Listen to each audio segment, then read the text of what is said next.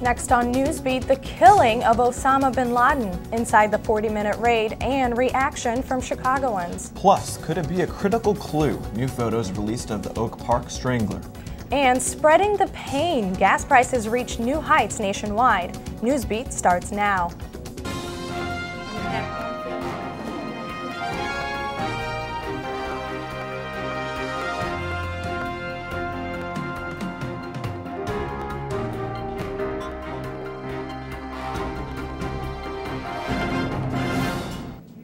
We begin with the death of the world's most wanted terrorist. Good morning, I'm Anna Samovska. And I'm Lucas Seiler. We're learning more about that ambush inside the massive compound in Pakistan. Meanwhile, the FBI has quickly updated its most wanted list. As you can see under Osama's headshot, it now says deceased. Newsbeat's John Treeweiler begins our live team coverage in the newsroom. John? That's absolutely right, Anna and Lucas. President Barack Obama made one of the toughest decisions a president has to make earlier this weekend, that of sending the U.S. military in to capture and hunt down one of the most wanted men in the world. Ever since the tragedy of September 11th, Americans have waited over a decade for Osama bin Laden to be held accountable for his actions. Tonight, I can report to the American people and to the world that the United States has conducted an operation that killed Osama bin Laden, the leader of al-Qaeda. Obama issued the order late Friday to send U.S. Special Forces in. The raid went down just 35 miles outside of Islamabad, where about 40 Special Forces members found bin Laden in a fortress-like compound, and after a brief firefight, killed and took custody of his body. We were not going to put our people at risk. The president put a premium on making sure that our personnel were protected, and we were not going to give bin Laden or any of his cohorts the opportunity to carry out lethal fire on our forces. He was engaged and he was killed in the process. Rose Economou, a journalism professor and international expert at Columbia College Chicago, says this day was a long time coming. The capture and death of Osama bin Laden would have been an incredible event if it had happened 5 years ago. However, Economou and White House officials warned that retaliation could be near. And if we're being very naive, if we think that they're not going to try to attack us, both here and abroad. That the battle to stop al-Qaeda and its syndicate of terror will not end with the death of bin Laden. Now, White House officials and terrorism experts are warning Americans to be much more vigilant and on high alert. President Barack Obama will mark Osama bin Laden's death at Ground Zero on Thursday. Joining us now with a more local look on this historic moment is our very own Allison Rodriguez, live on Michigan Avenue. Allison? Thank you, John. It's what everyone is talking about here in Chicago. Today, security has been stepped up at trains and airports all over the country. In fact, the NBA has ordered metal detectors be placed at all remaining playoff games, including here at the United Center. Chicagoans stopped by to tell me what they thought about this historic moment. Just a short while after news broke of Osama bin Laden's death, crowds gathered all over the country to mark the bittersweet occasion. As people waved American flags, the crowds chanted USA and others sang the national anthem. This was the scene at Sunday night's Phillies game after the news spread across the stadium. We took a look closer to home to see how Chicagoans felt about the news. It's a bit of relief, yeah, and you know, hopefully there's no further attacks. I was happy that they found him. I was glad to hear that he was taken out of the picture and can't do any more harm to our country. Paula Gonzalez was in her native Venezuela when 9/11 happened. She feels like this is a new beginning for the U.S. Well, I believe it's a great success to America, and it's a beginning to a new era of peace and tranquility for the country. Although many are relieved about the death of Osama bin Laden, some have new concerns about what this news could mean for his followers and other terrorist groups.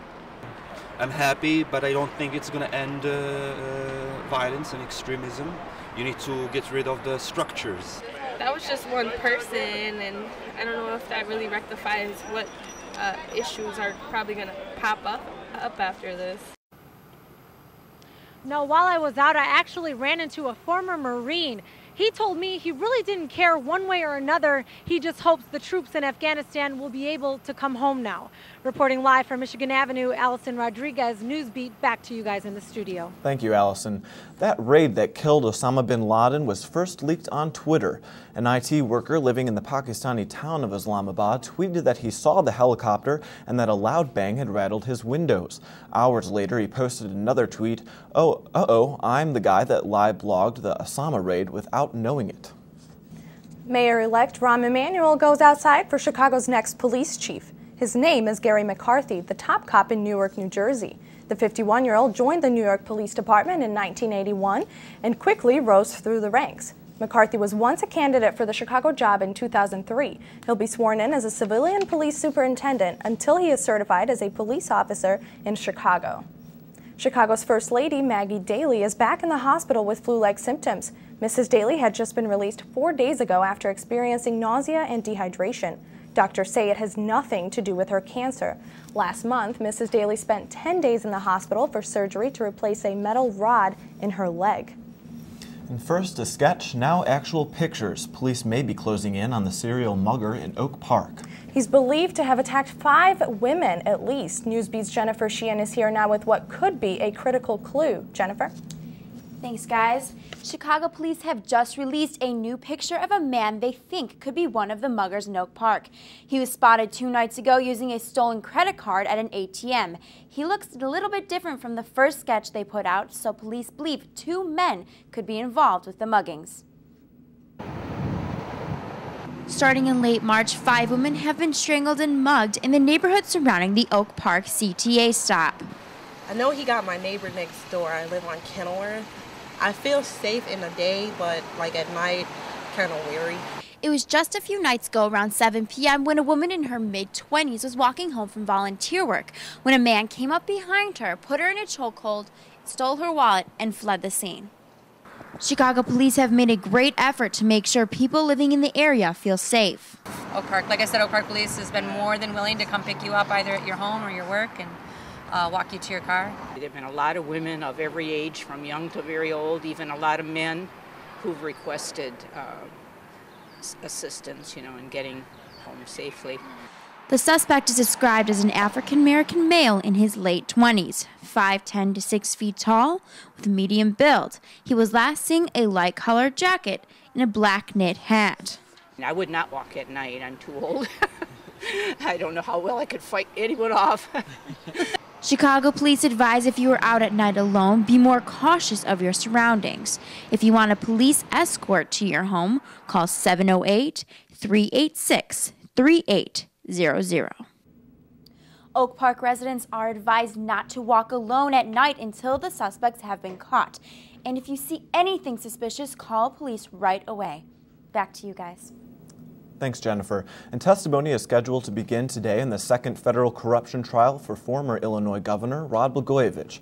In opening statements Monday, prosecutors argued that the ex-governor committed a crime by talking about taking money in exchange for Obama's Senate seat. The prosecution's first witness is an FBI agent who helped the investigation. Blagojevich was found guilty on only one corruption charge last August. And city officials took steps today to give the Chicago Motor Club building landmark status. The building, located at 68 East Wacker, is scheduled to be sold at a bankruptcy auction next month. The city will ask the Commission on Chicago's Landmark to grant preliminary landmark status to the 17-story building on Thursday. Preliminary landmark status would protect the skyscraper from demolition or alterations, while full landmark status is sought. Coming up on Newsbeat, a new setback in the launch of Shuttle Endeavour. Find out next. And plus, if you thought they couldn't go any higher, you're wrong. Gas prices set to reach a new nationwide high this week. And bittersweet day for Derrick Rose and the Bulls. Ahead, the pain felt around the United Center.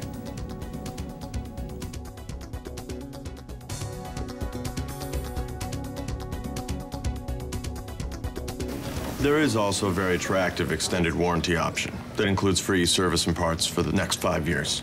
But there's no need for you to get that. You failed to get the test you needed at the doctor that would have detected disease early enough where it could have been treated. So you won't be around in 2 years to see him grow up, which means the warranty would be useless. Okay, sign here, please.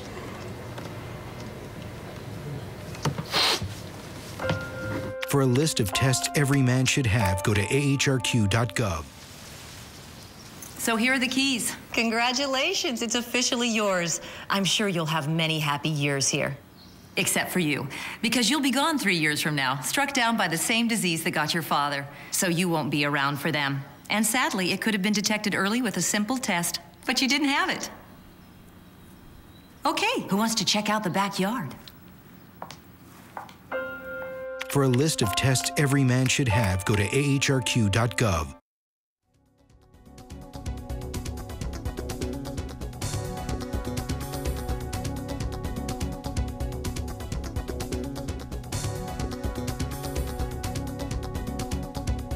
And the Space Shuttle Endeavour won't be entering space just yet. The craft was ready for takeoff at the Kennedy Space Center on Friday. The launch was called off after workers reported a series of technical problems. Crew members drained the massive fuel tank, wasting $500,000 worth of fuel. The space agency announced that it will not launch before May 8th. Over 1 million people took over St. Peter's Square Sunday for the beatification ceremony of John Paul II. The event puts the late Pope on the fast track to sainthood.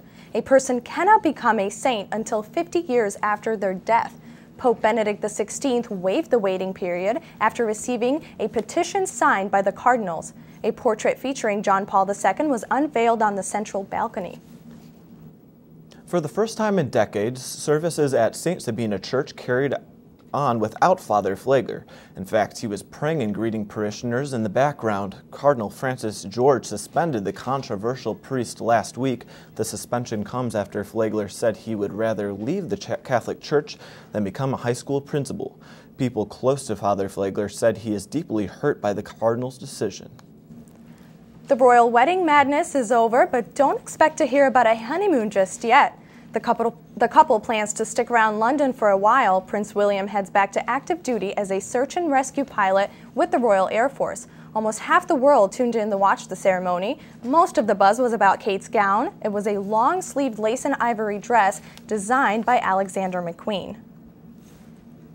Coming up on Newsbeat, Exxon apologizes, but not for high gas prices. We'll tell you why. Also, Sony reveals a breach with PlayStation. Find out if you could be affected. And the sun is shining and the weather seems to be improving, but one question remains, will it last? I'm Veronica Clough. Coming up next on Newsbeat, the weather forecast.